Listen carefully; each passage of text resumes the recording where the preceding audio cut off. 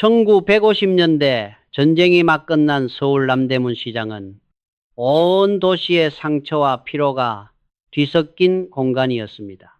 폐허에서 막 벗어난 사람들은 하루 벌어 하루 살았고, 시장에 깔린 먼지 속에서는 삶의 냄새와 절박함이 동시에 피어 올랐습니다. 그날도 사람들은 쌀 한 변박의 가격에 생계를 걸고 있었는데, 바로 그때 한 중년 남성이 상인에게 소리를 지르며 시장의 공기를 얼어붙게 만들었습니다. 어제보다 비싸잖아. 나를 바보로 하나? 그의 목소리는 분노와 억울함, 그리고 어쩌면 자신도 모르는 초조함으로 떨려 있었습니다. 그런데 이상한 점은 주변 사람들이 그 광경을 보고도 아무도 나서지 않았다는 것입니다. 모두가 고개를 숙인 채 저마다의 일만 바라보고 있었습니다. 그 모습 속에서 저는 오래전부터 느껴왔던 한 가지 진실을 다시 깨달았습니다. 세상에는 나이를 먹어도 어른이 되지 못한 사람이 참 많다는 것.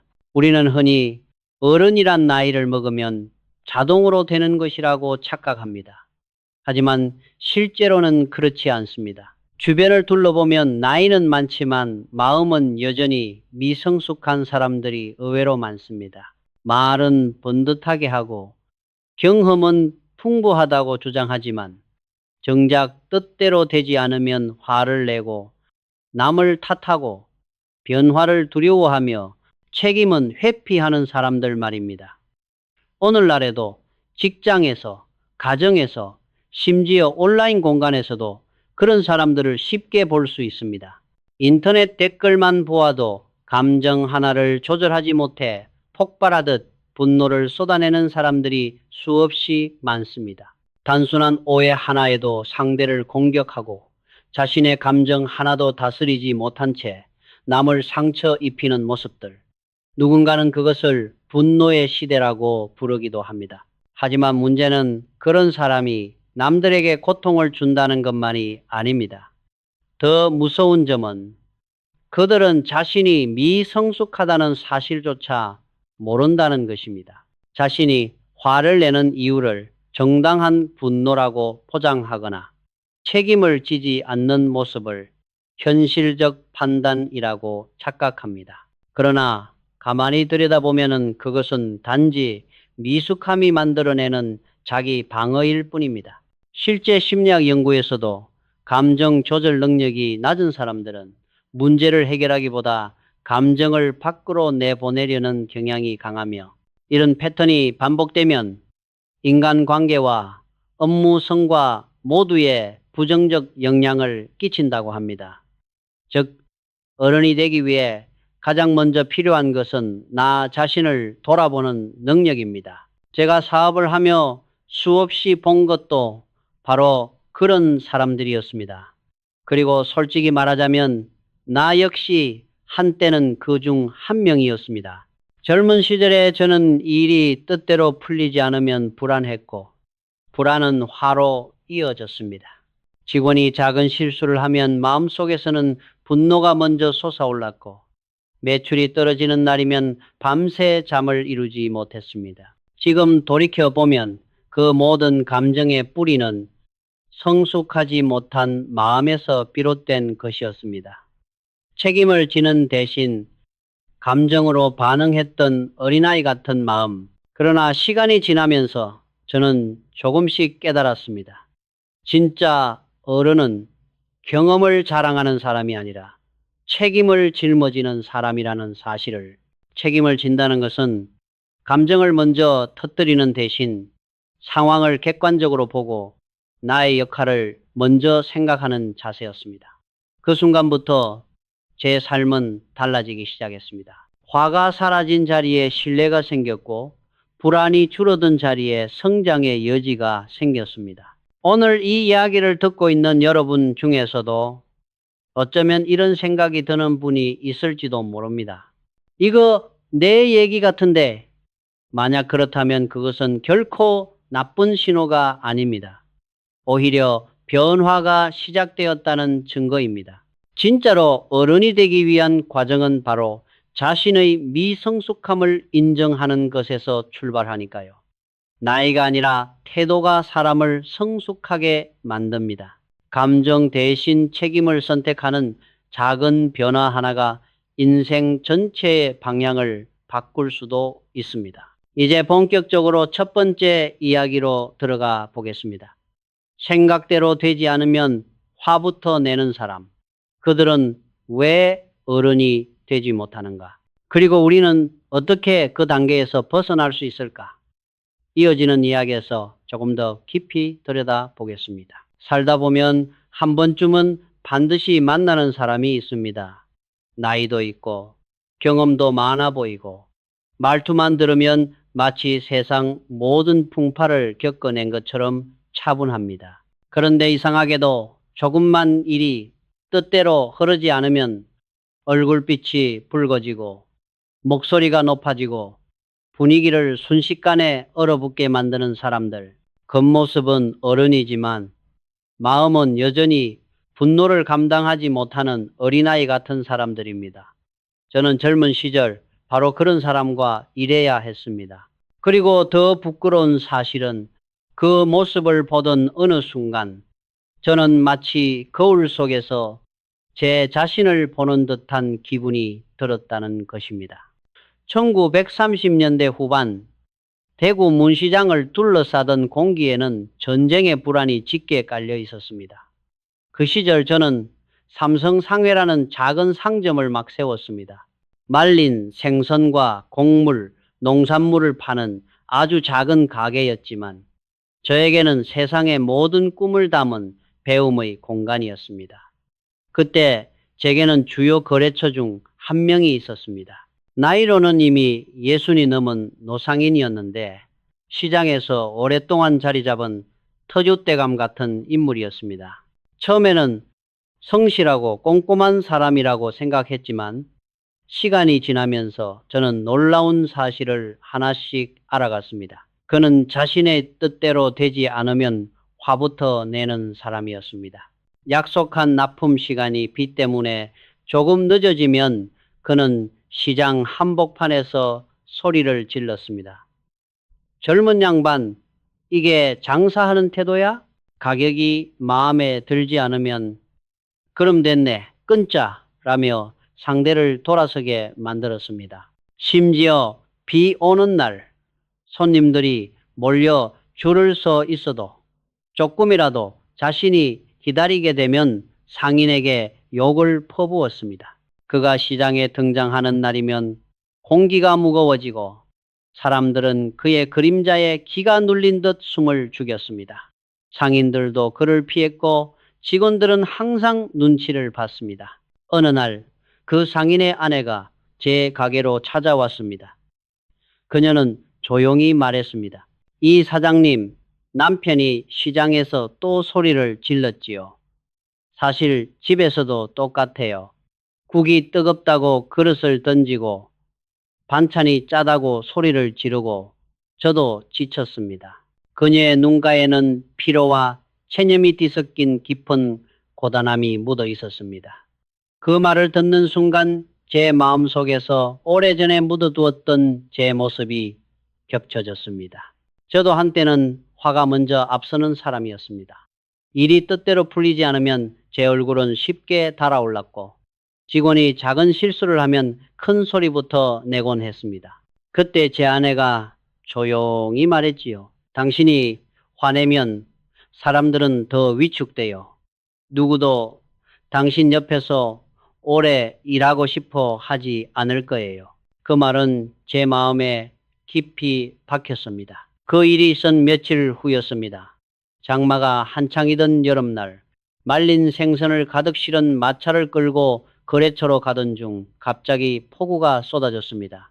길은 진흙탕으로 변했고 바람은 얼굴을 때릴 듯 불었습니다. 저는 잠시 멈춰 서서 이렇게 생각했습니다. 비 때문에 늦는 건 어쩔 수 없잖아. 오늘은 그냥 포기할까? 하지만 곧 또 다른 생각이 밀려왔습니다. 아니, 지금 내가 할 수 있는 건 없을까? 상황 탓만 하고 있을 건가? 그 순간 저는 가까운 처마 밑으로 마차를 옮기고 재빨리 짐 위에 천막을 씌웠습니다. 물건이 젖지 않도록 온몸으로 덮으며 수첩에 적힌 납품 시간과 고객 정보를 다시 정리했습니다.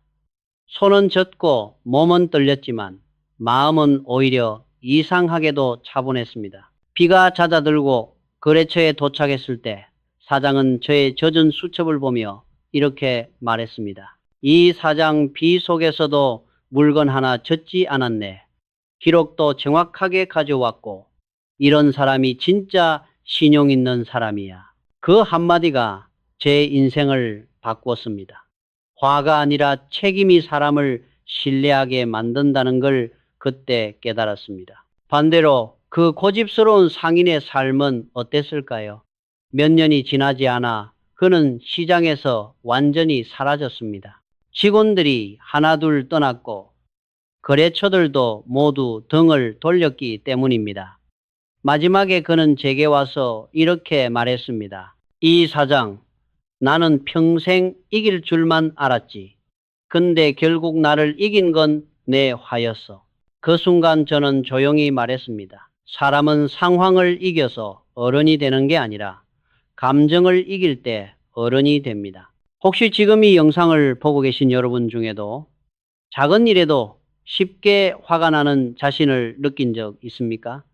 직장에서, 가정에서 혹은 스스로에게조차. 그렇다면 오늘 이야기를 꼭 기억하십시오. 화부터 내는 사람은 결국 자신의 기회를 스스로 불태우는 사람입니다. 분노는 강함의 증거가 아니라 미숙함의 증거입니다.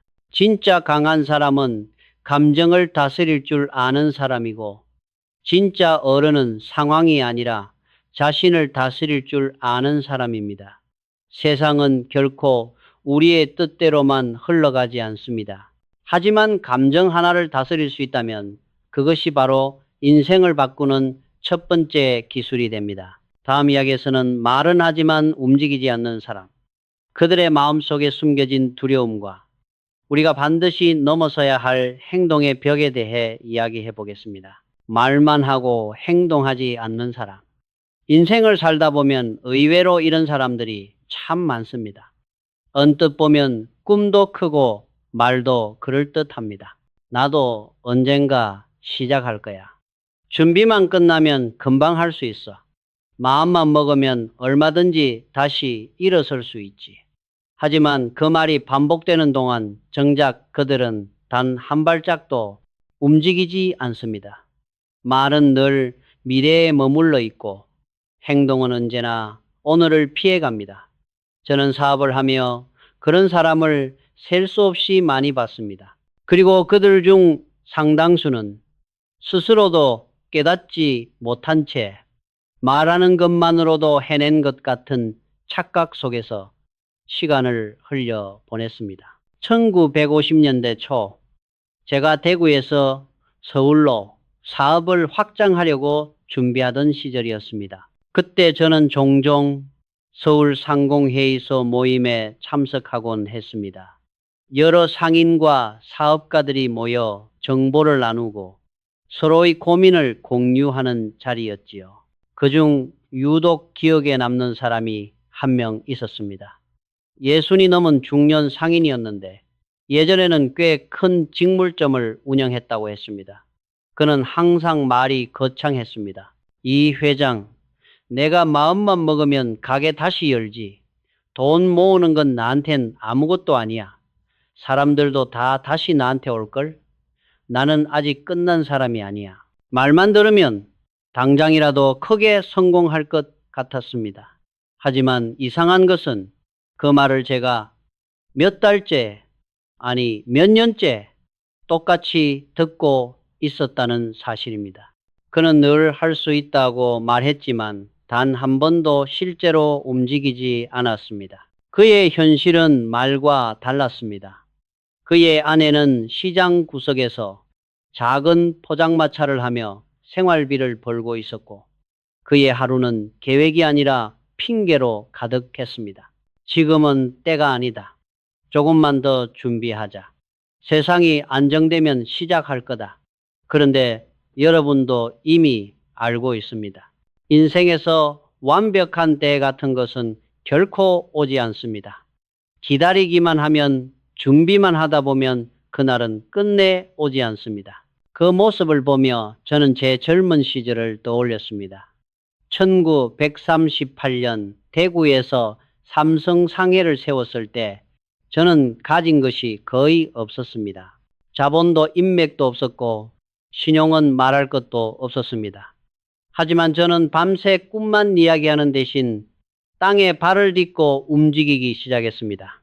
남은 돈은 30원도 안 됐지만 매일 새벽 4시에 일어나 창고문을 열었고 손으로 거래처 목록을 적어가며 시장을 누볐습니다. 바쁘고 힘든 날들이 이어졌지만 그 작은 행동들이 모여 제 신용이 되었고 결국 삼성상해가 지역에서 이름을 알릴 수 있는 기반이 되었습니다. 그래서 어느 날 그 중년 상인에게 저는 조심스럽게 물었습니다. 선생님, 왜 다시 시작하지 않으십니까? 그러자 그는 씁쓸한 미소를 지으며 말했습니다. 이 회장 괜히 시작했다가 또 망하면 사람들이 날 비웃을 거야. 나도 체면이 있지 않나. 그 말은 겉으로는 자존심 같았지만 속을 들여다보면 단순한 두려움이었습니다. 실패할까봐, 사람들이 나를 어떻게 볼까봐, 다시 상처받을까봐. 그래서 그는 움직이기보다 나도 할 수 있다는 말로만 자신을 위로하고 있었던 것입니다. 저는 잠시 침묵한 뒤 아주 천천히 말했습니다. 망할까봐 아무것도 안 하면 결국 아무것도 남지 않습니다. 남들이 비웃을까봐 멈추면 언젠가 자신이 자신을 비웃게 됩니다. 그는 그 말을 듣고 고개를 숙였습니다. 그리고 한참 후에야 조용히 말했습니다. 내가 겁을 먹고 있었나 봐. 놀랍게도 그날 이후로 그는 조금 달라졌습니다.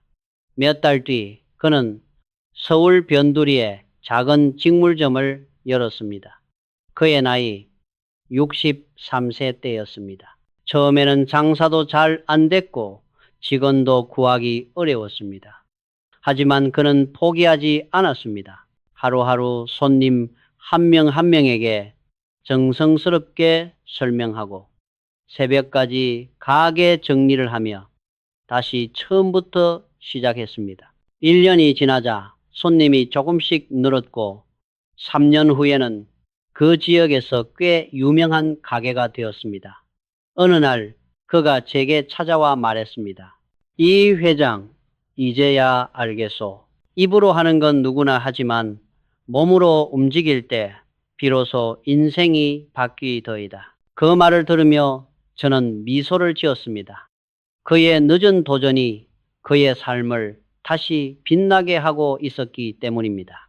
오늘 이 영상을 보고 있는 분들 중에도 혹시 이런 분이 있을지 모릅니다.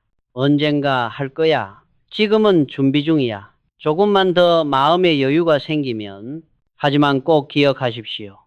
말만 하고 행동하지 않는 사람은 실패를 피하는 것이 아니라 성공의 기회를 스스로 버리는 사람입니다. 세상에 완벽한 때는 없습니다. 가장 좋은 때는 바로 지금입니다. 시작이 작아도 좋습니다. 그 한 걸음이 인생의 방향을 완전히 뒤바꿔 놓을 수 있습니다. 이제 다음 이야기에서는 과거의 영광에 매달리는 사람, 즉 현재를 보지 못해 시간 속에 멈추어 버린 사람들에 대해 이야기해 보겠습니다. 과거의 영광에 매달리는 사람. 이것은 우리가 나이를 먹어갈수록 피하기 어려운 덫이기도 합니다. 사람은 누구나 한때 잘 나갔던 시절이 있습니다. 어떤 사람은 조직에서 중요한 자리를 맡았고 누군가는 한 분야에서 큰 업적을 남겼으며 또 누군가는 가족과 주변의 존경을 한 몸에 받았던 때를 기억합니다. 문제는 그 기억이 자부심으로 남는 것이 아니라 지금의 나를 가두는 굴레가 될 때입니다. 과거의 성취가 현재의 성장을 방해하는 순간 사람은 시간이 흘러도 멈추어 있는 존재가 되어버립니다. 1950년대 중반 전쟁이 끝난 지 얼마 지나지 않았던 한국은 모두가 재건에 힘을 쏟던 시기였습니다. 저는 그 무렵 을지로 근처에서 공장 설립을 준비하고 있었습니다. 혼란스러운 시기였지만 동시에 새로운 산업을 시작할 수 있는 기회이기도 했습니다. 그즈음 상공회 모임에서 한 사람을 만났습니다. 그는 60대 중반의 퇴직 군인이었는데 처음부터 자신을 이렇게 소개했습니다. 이 회장, 나는 옛날에 군에서 대대장을 했어. 내 부하가 수백 명이었지. 내가 부대를 잘 이끌어서 상도 많이 받았지. 처음에는 모두가 그를 존경의 눈빛으로 바라보았습니다. 그가 지나온 길은 분명 쉽게 얻을 수 없는 경험이었기 때문입니다. 하지만 이상한 점은 그가 만날 때마다 똑같은 이야기를 반복한다는 것이었습니다. 첫 번째 자리에서는 감탄이 나왔지만 두 번째 자리에서는 조용해졌고 세 번째 자리에서는 사람들이 피곤한 표정으로 고개를 숙였습니다. 그에게는 현재가 없었습니다. 그의 시간은 언제나 그때에서 멈추어 있었습니다. 그를 보며 저는 제 인생의 어느 순간을 떠올렸습니다.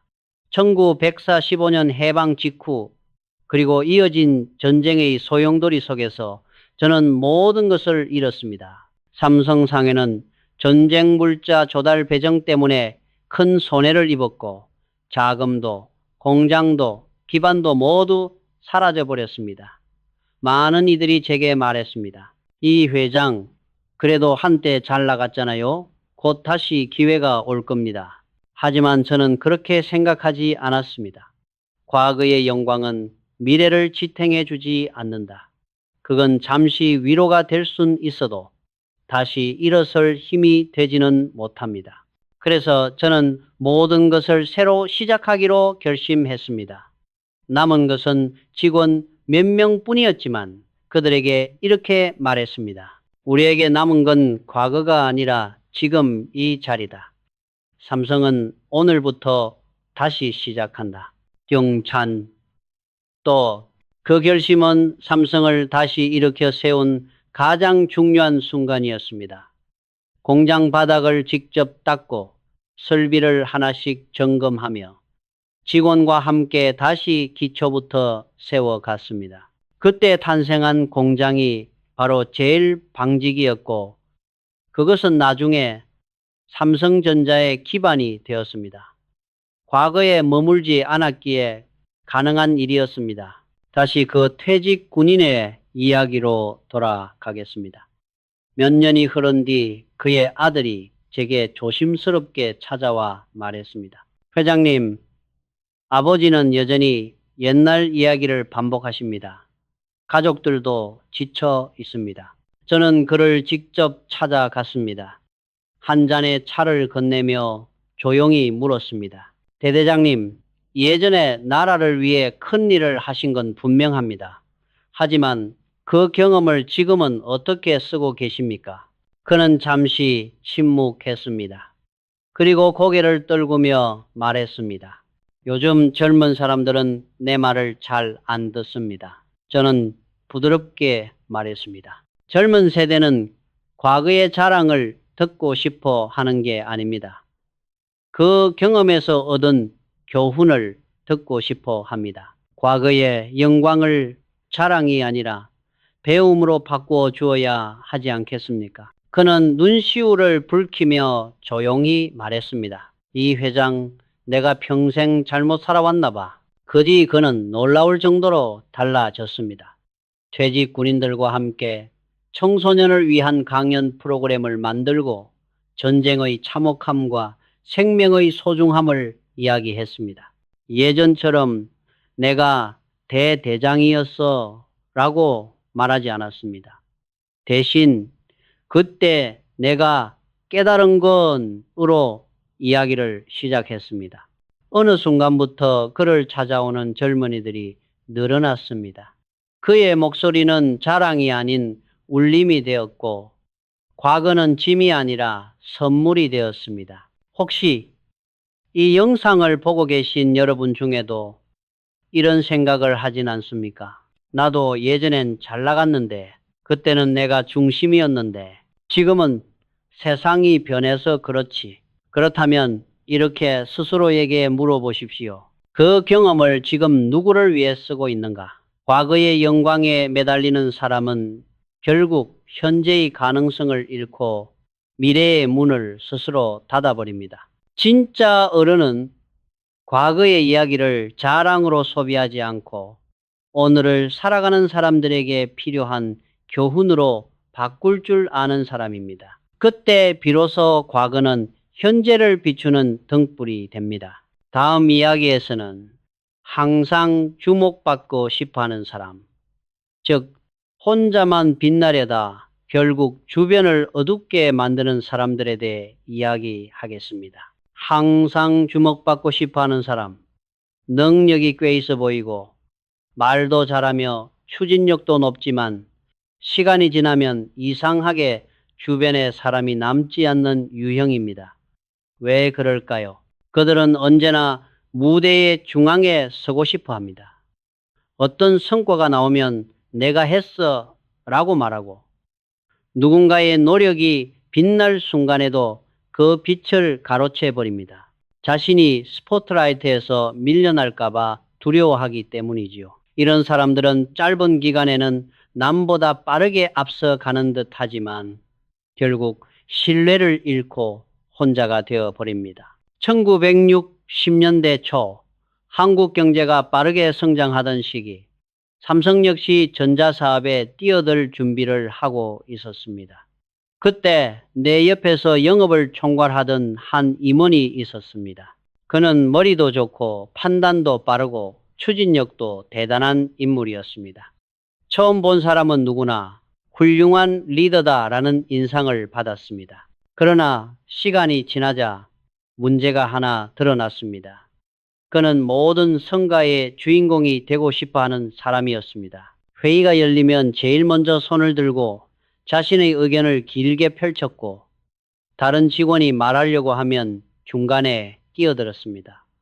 팀원이 계약을 따오면 그건 내가 미리 그라운드워크를 깔아놨기 때문이지 라고 말했고 프로젝트가 잘 되면 이건 전적으로 제 전략 덕분입니다 라고 선언했습니다.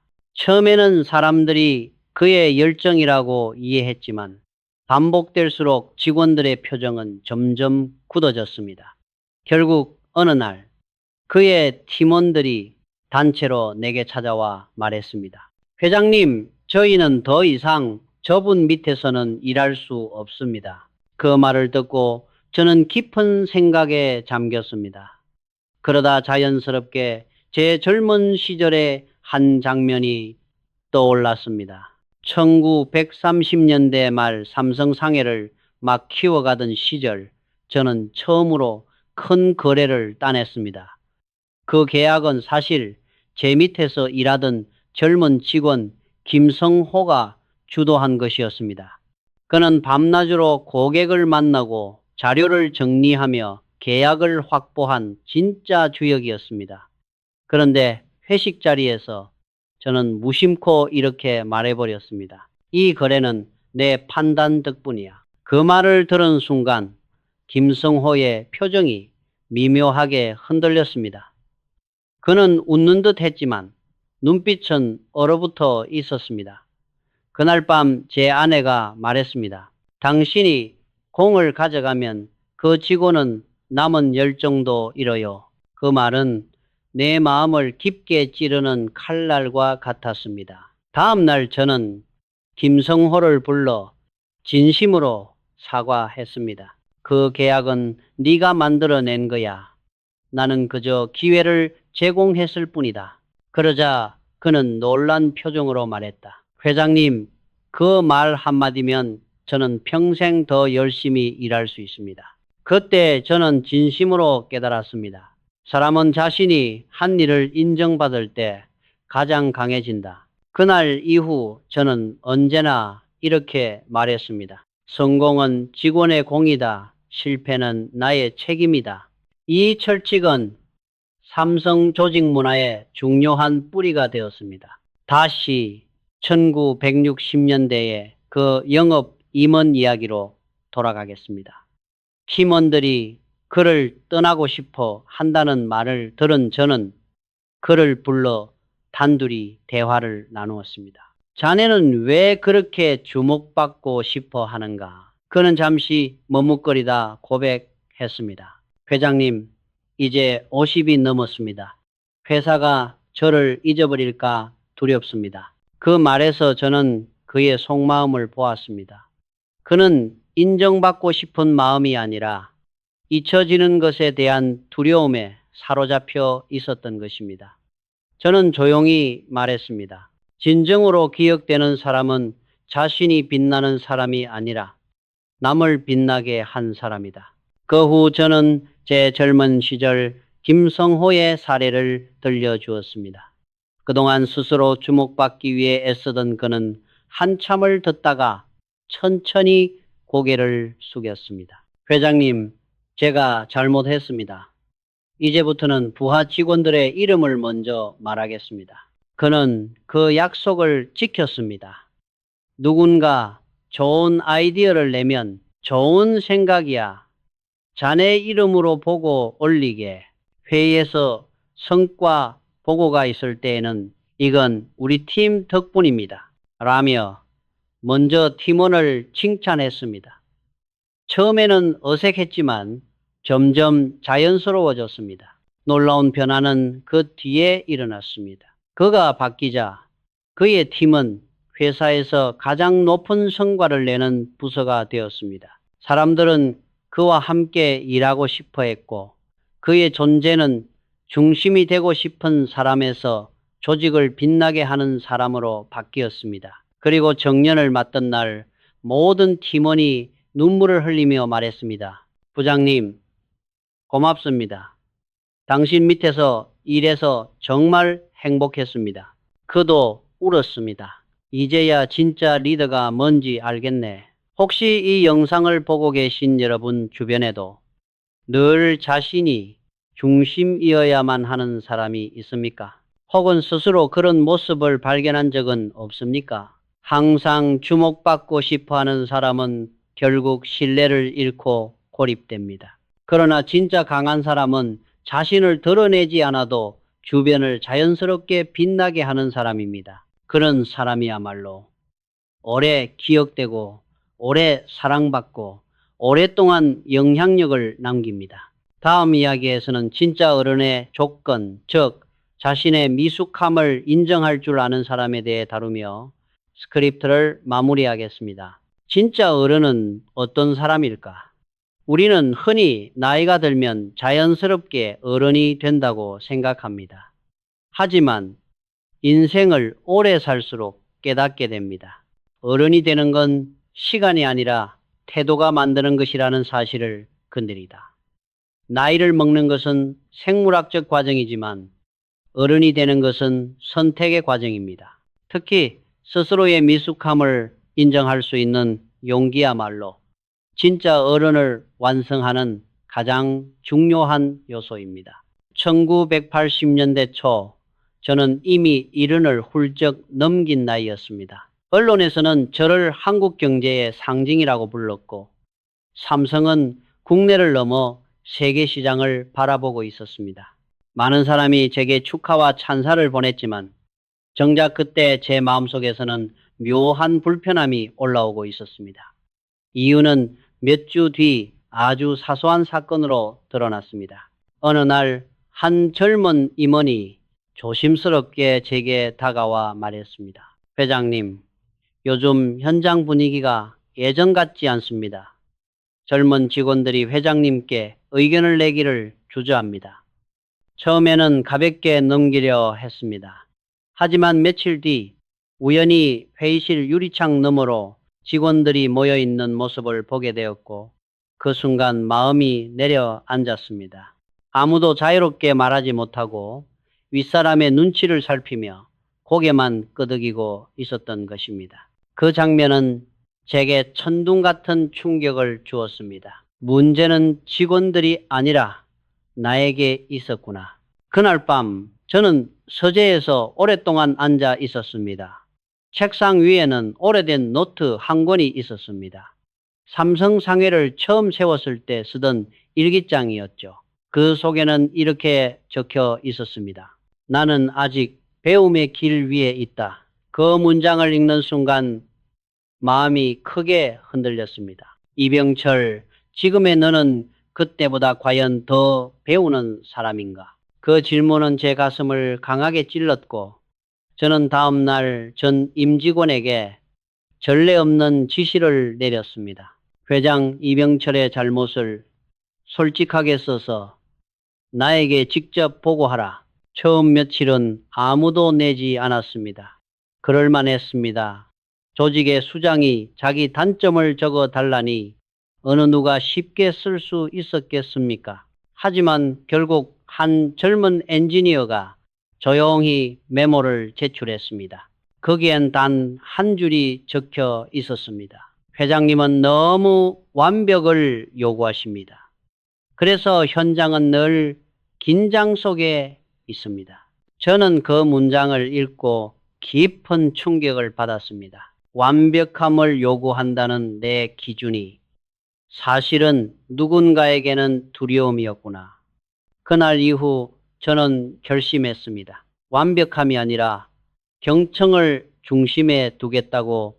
그 결심 이후 저는 문을 활짝 열었습니다. 누구든 의견을 말할 수 있게 했고 매주 현장을 직접 돌며 직원들과 식사를 했습니다. 그 과정에서 느낀 것은 단순했습니다. 권위는 지시에서 생기는 것이 아니라 경청에서 생긴다. 사람들은 자신을 존중해주는 리더를 따르고 자신의 이야기에 귀 기울여주는 사람을 신뢰합니다.